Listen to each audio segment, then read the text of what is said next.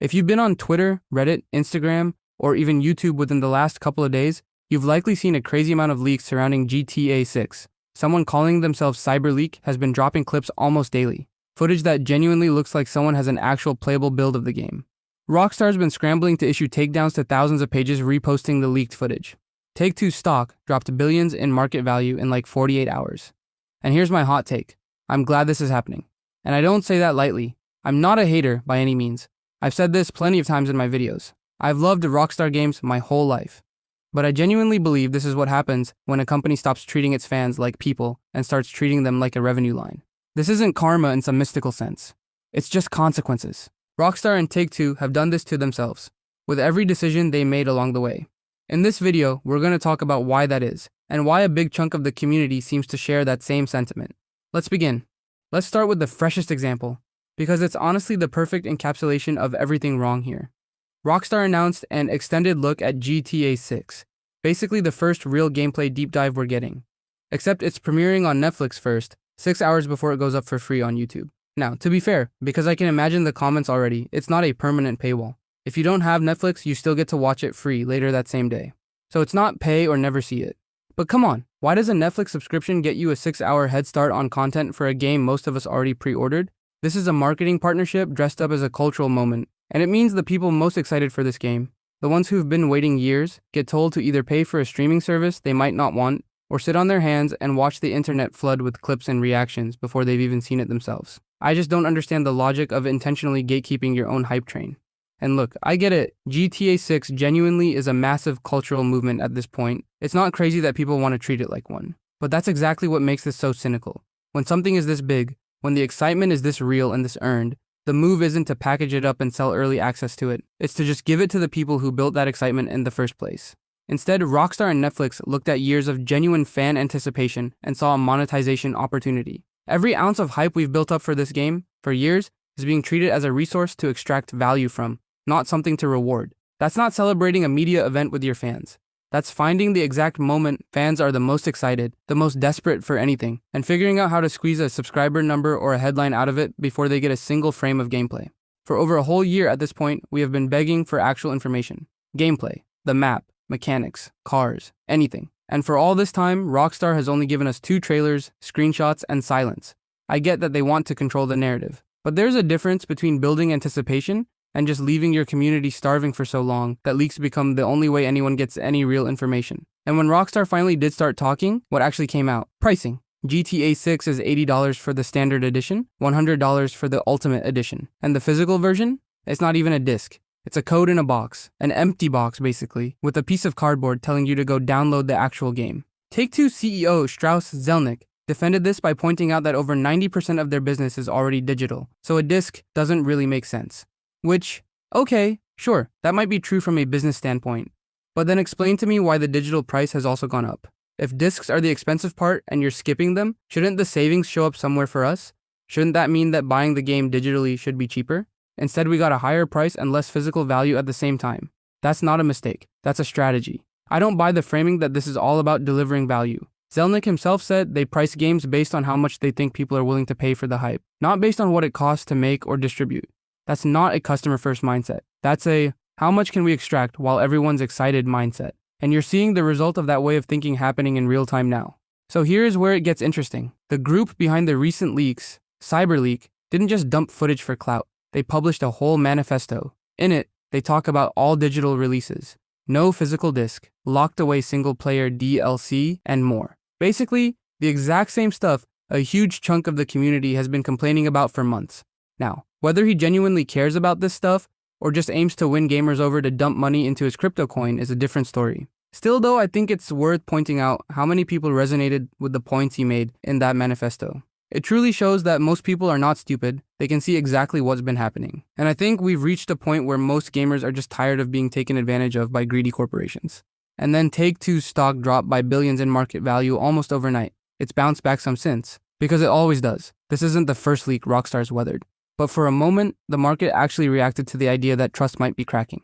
And honestly, I don't feel bad about that. When a company spends years optimizing for shareholders over players, and the one moment their armor cracks is a leak fans didn't even orchestrate, I don't think it's wrong to think, yeah, that tracks. This is a company that only listens to one language: money.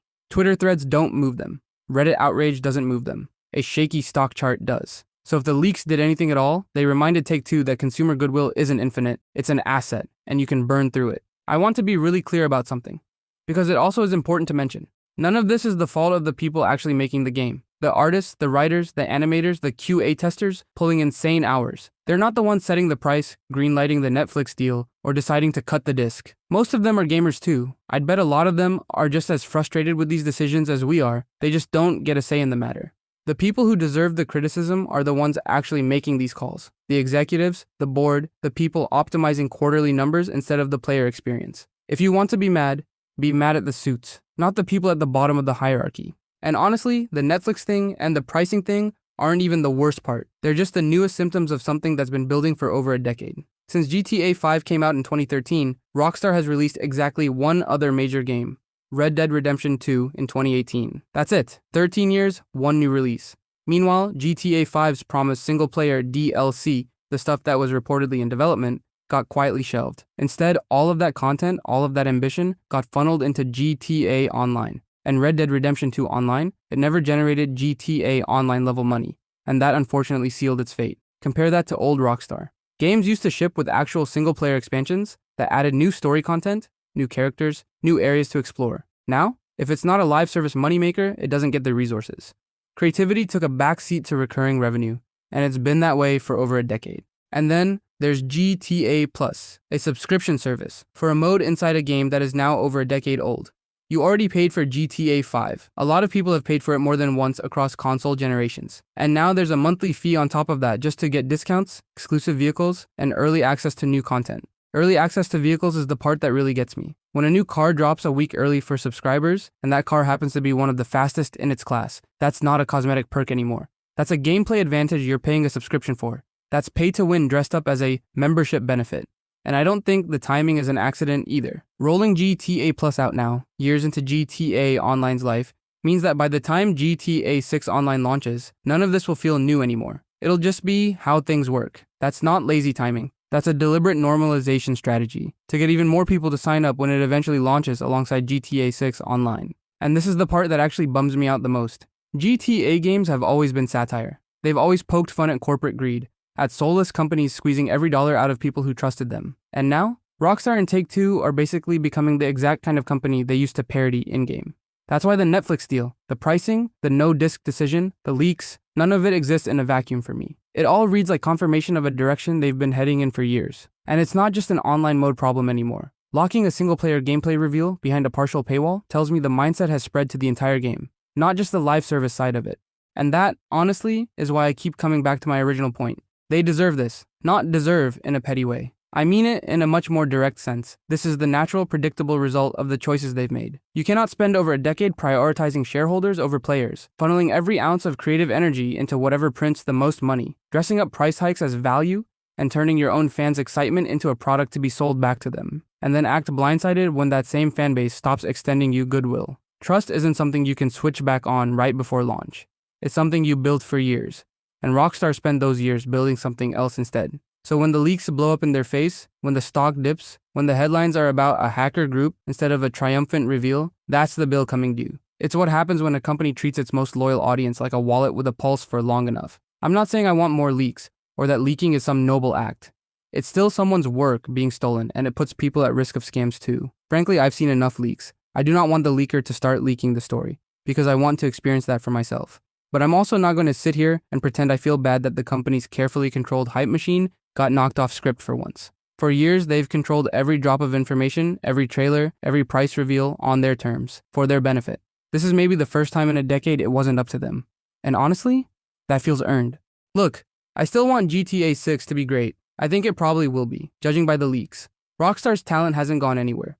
But I'm not going to pretend the way this company treats its players hasn't changed.